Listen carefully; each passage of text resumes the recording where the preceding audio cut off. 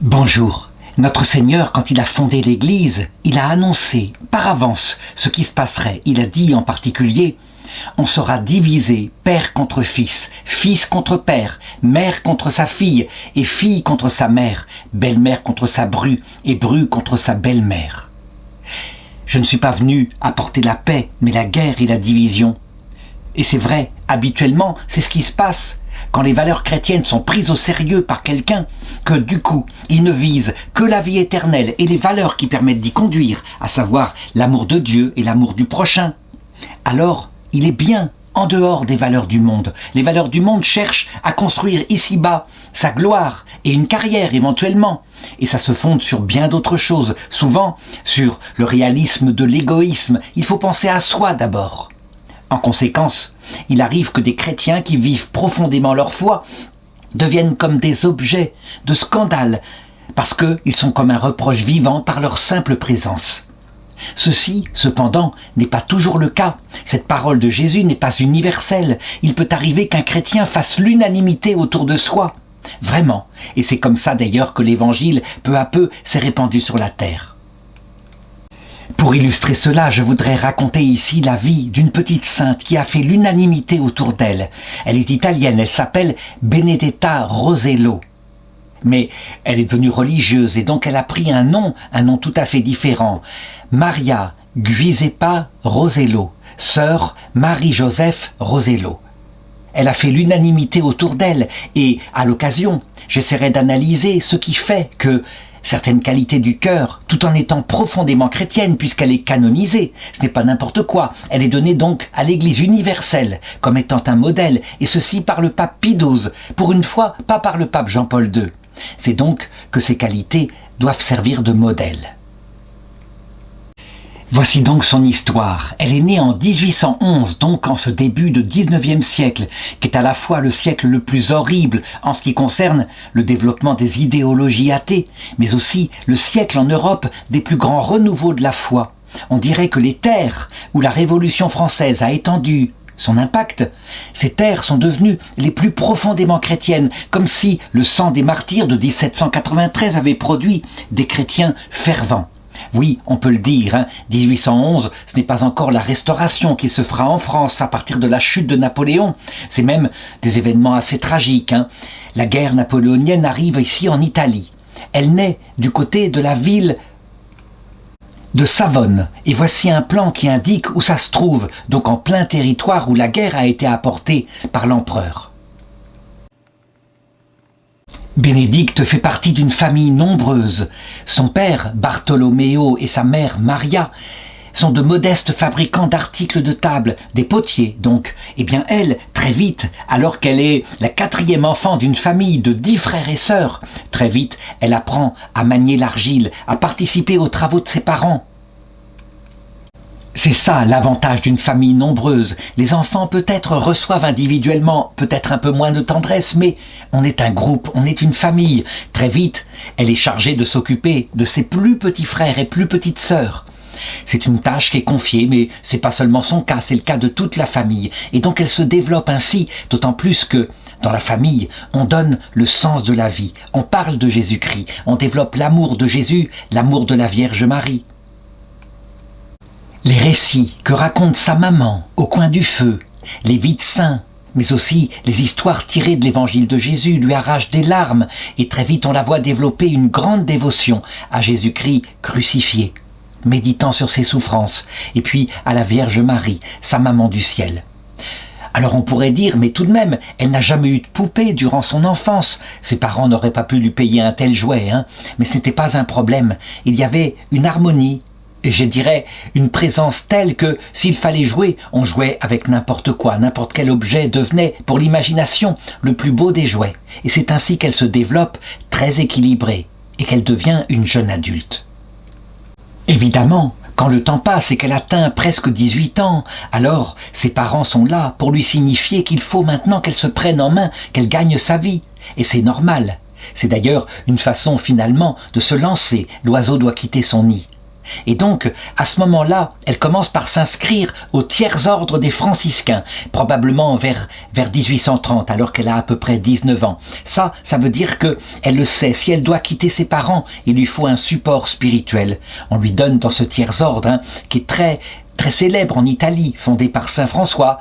C'est une façon de vivre dans le monde, tout en ayant une petite règle. On lui donne quelques règles de vie, le chapelet à dire chaque jour, des choses comme cela. Et puis, elle trouve un travail comme dame de compagnie auprès d'un couple âgé, un couple qui n'a pas d'enfant.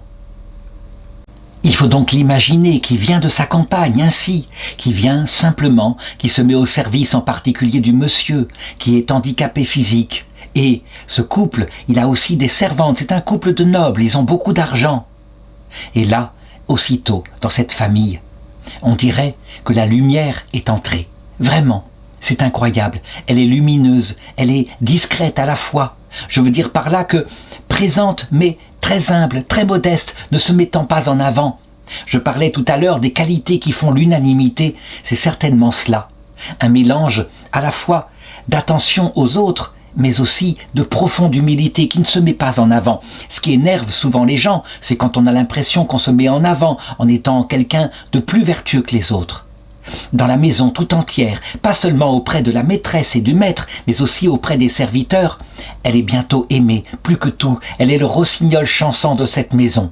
Mais je dis quelque chose qui est tout à fait juste, au point que le père et la mère, ceux qui l'ont embauchée, à un moment donné, veulent se l'attacher pour toujours, ils veulent la garder, et ils lui proposent même de faire une adoption plénière, de l'adopter comme leur enfant, de la coucher sur leur héritage, mais elle doit rester évidemment à la maison, il n'est pas question qu'elle parte, parce qu'elle s'est ouverte, à cette époque-là, de son idée, de son désir de se consacrer à Dieu. Et là, évidemment, ceux qui se proposent pour être ses parents adoptifs lui mettent comme condition que non, elle n'entrera pas dans la vie religieuse. Ils veulent l'attacher auprès de leur maison et la garder un peu auprès d'eux jusqu'à leur mort. Et évidemment, c'est quelque chose qui s'oppose à sa vocation profonde. Elle est obligée, avec beaucoup de délicatesse, sans blesser du tout, elle est obligée de refuser.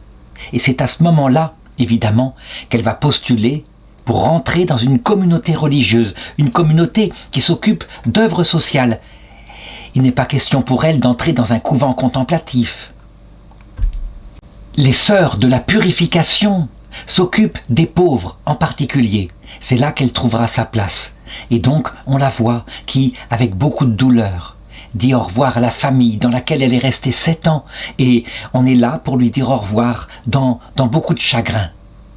Et c'est là qu'elle va vivre une annus horribilis, vraiment une année terrible, cette année où tout va se retourner contre elle. Le premier échec, c'est cette communauté qui n'accepte pas de la recevoir. Oh, elle est pleine de bonne volonté, elle servira, mais il faut amener une dot. Il faut amener ce qu'on aurait reçu de ses parents si on s'était marié. Les couvents à cette époque-là demandent une dot aux religieuses tout simplement parce qu'elles sont très nombreuses. Là où il y a beaucoup de vocations, on demande de l'argent.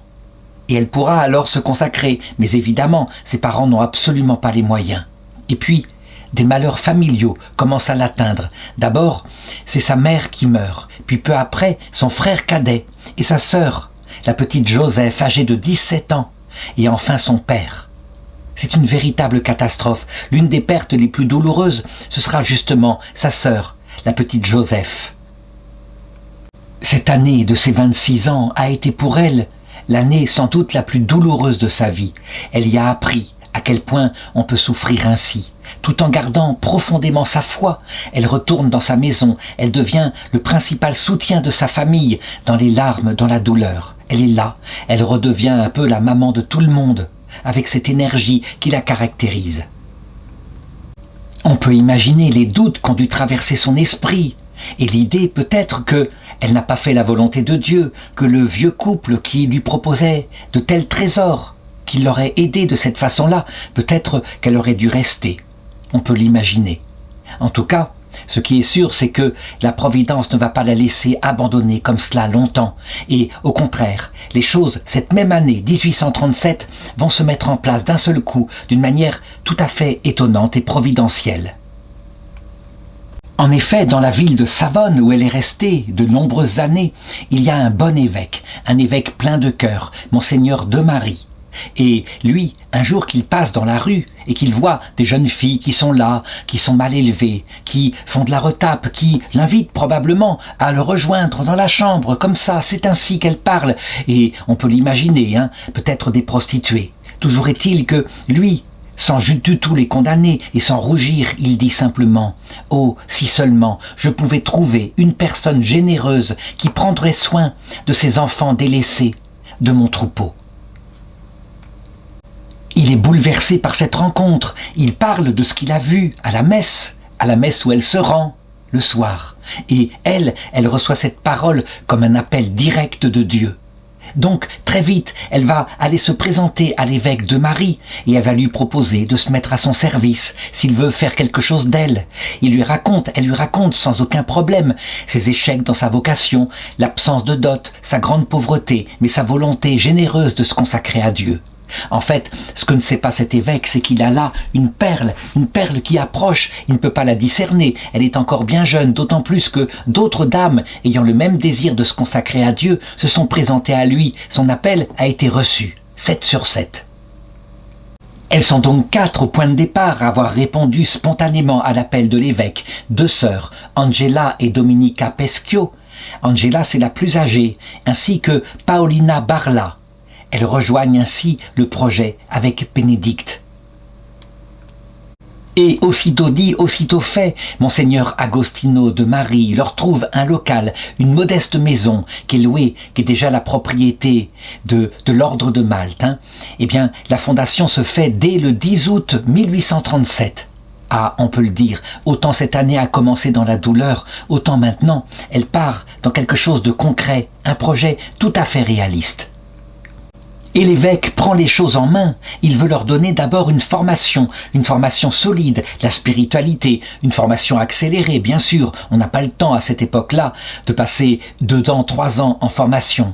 Et puis, aussitôt, il leur offre un habit religieux. Elles doivent, évidemment, trouver la forme, choisir elles-mêmes, elles participent à cela.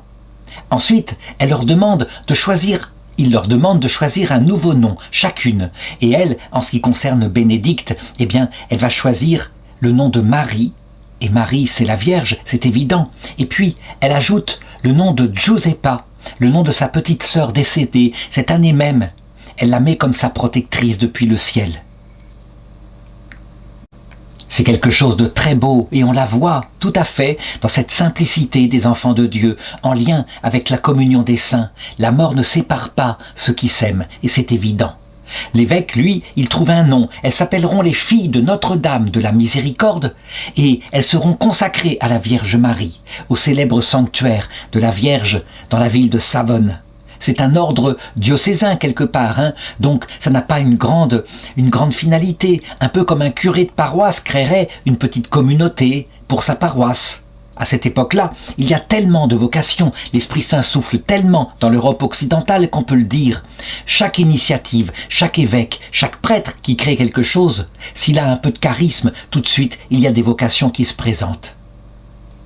Pour bien montrer à quel point tout cela se fait rapidement, dès cette année, alors, eh bien, à 5, comme cela, avec l'évêque, eh bien, elles ouvrent 2 écoles gratuites pour les filles du peuple. Quant à, eh bien maintenant, sœur Maria, Giuseppa, je vais l'appeler sœur Marie-Joseph, autant utiliser le mot français, eh bien, elle est choisie par le groupe pour être la maîtresse des novices. Si de nouvelles vocations se présentent, ça sera elle qui les formera. On l'a choisie bien à cause de sa bonté naturelle, de cette certaine humilité qui rayonne de son âme. Et puis, on choisit la plus âgée pour être la supérieure générale. C'est Angela Peschio.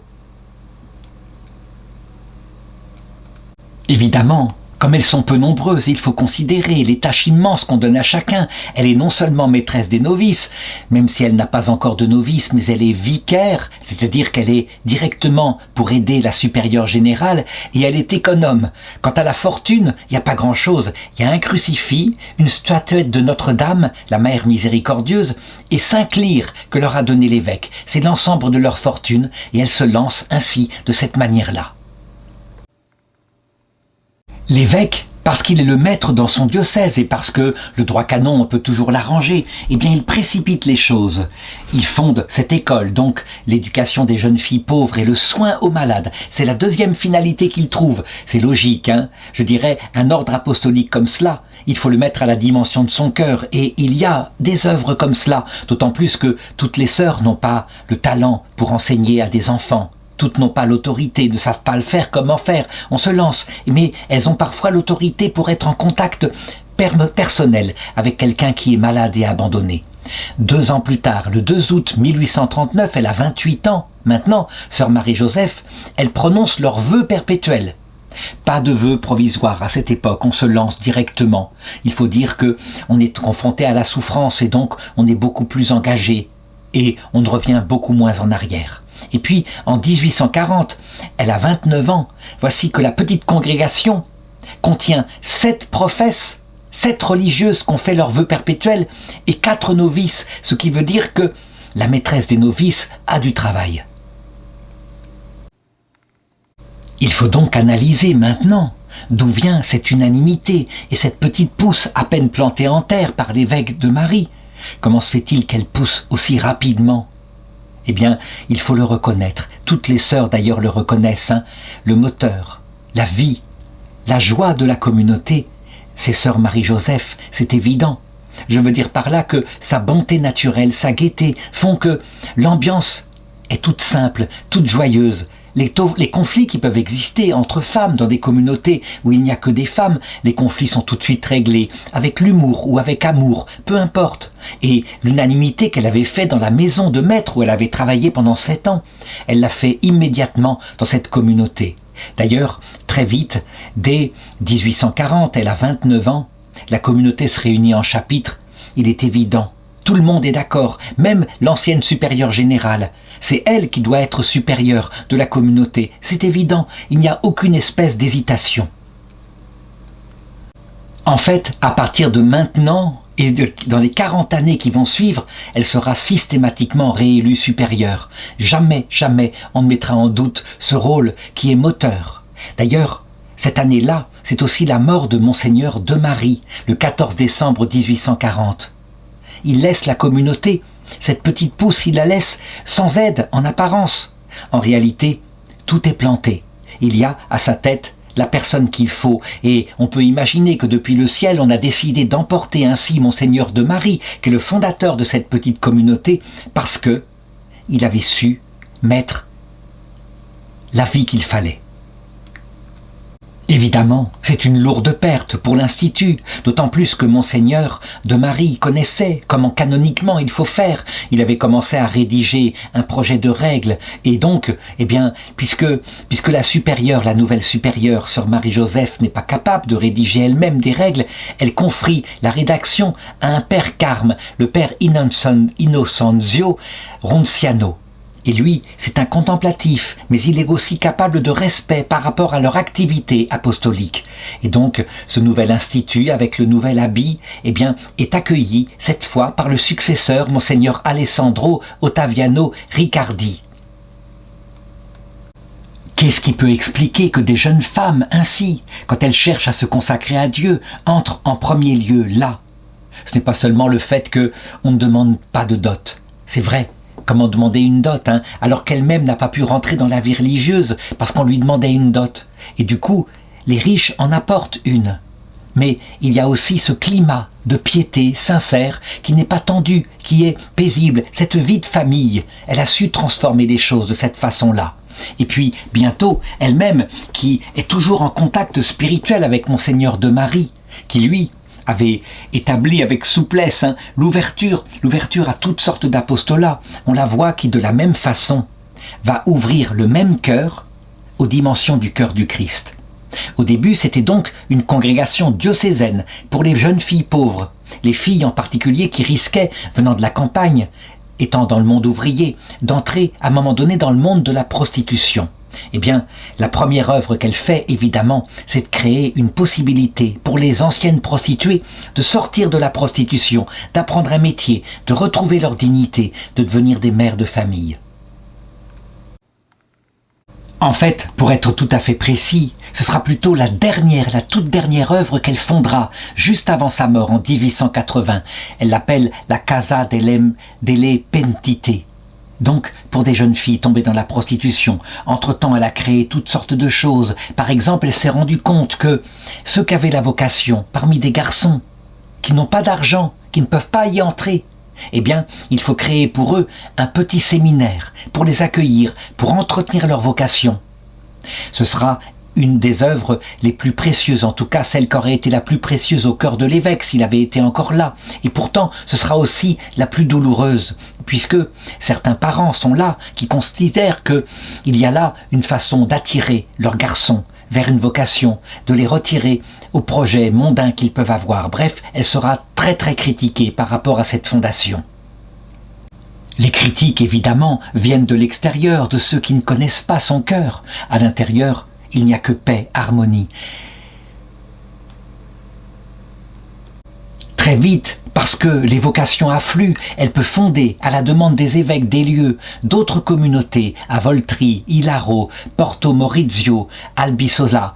Bref, les fondations se multiplient.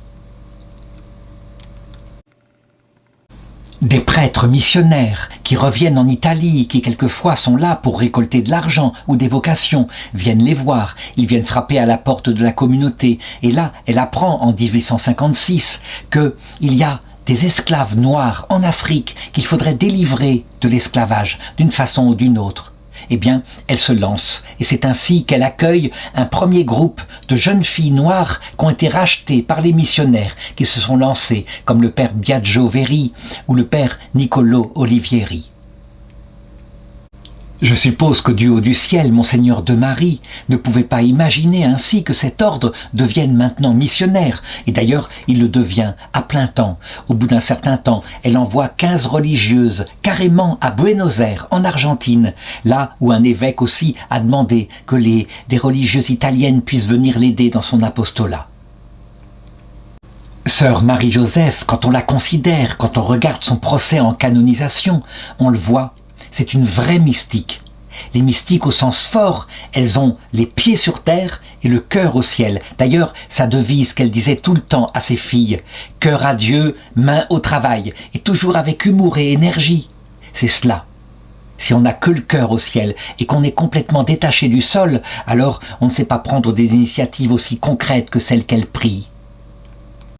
Elle peut affronter du coup les mentalités de l'époque et créer ainsi un nombre incroyable d'écoles populaires gratuites, ce qui est une initiative tout à fait nouvelle à cette époque-là. Ça n'existe pas. À cette école-là, les écoles sont payantes, tout simplement parce qu'il faut les faire tourner. Elle, qui est démarrée de si peu de choses, eh bien, elle a pu réaliser ce projet.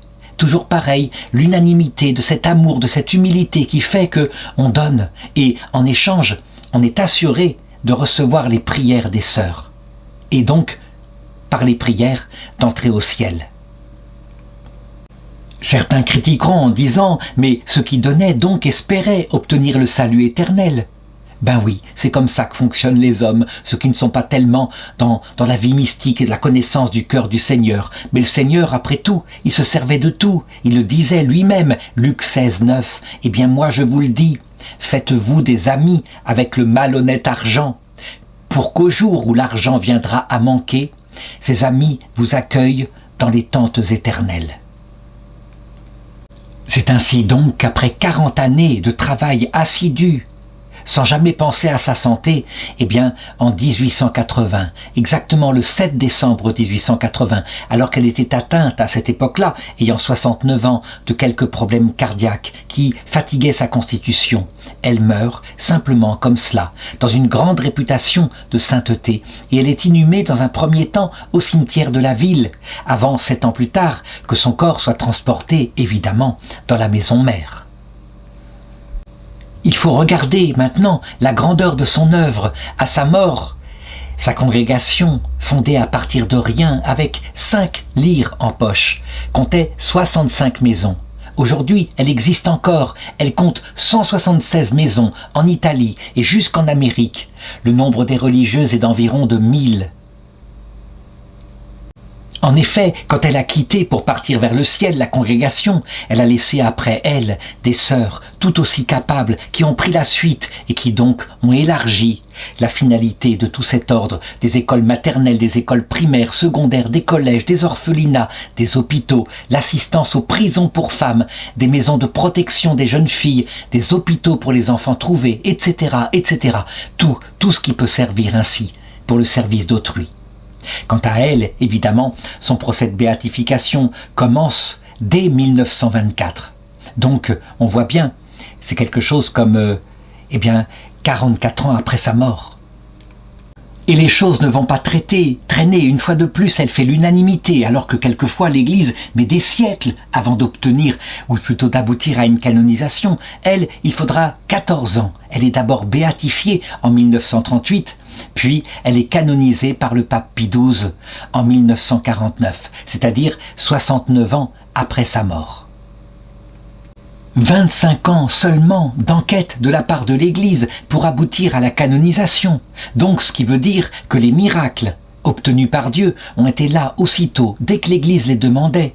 Ils ont pu être vérifiés. 25 ans, c'est extrêmement rare, un tel chiffre, une telle rapidité. Là encore, comme je le disais au début, oui, le Seigneur le disait, je suis venu apporter la guerre sur la terre, le fils contre le fils, le père contre le père, etc. Eh bien, voici une religieuse qui fait mentir cette parole, ou plutôt qu'il montre qu'il peut y avoir des exceptions.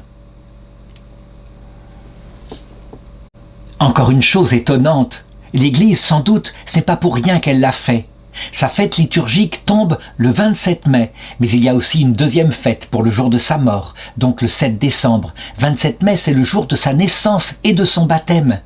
Ce qui veut dire que, véritablement, elle est sans doute le modèle qu'aime l'Église, de l'amour et de l'humilité mêlés ensemble. Ensuite, quand à un moment donné, on décide d'ouvrir son cercueil, comme c'est la démarche canonique, on trouve son corps intact, incorrompu, conservé maintenant et exposé dans la chapelle de la maison générale, toujours à Savone. Qu'est-ce que ça signifie, ce phénomène mystique extraordinaire?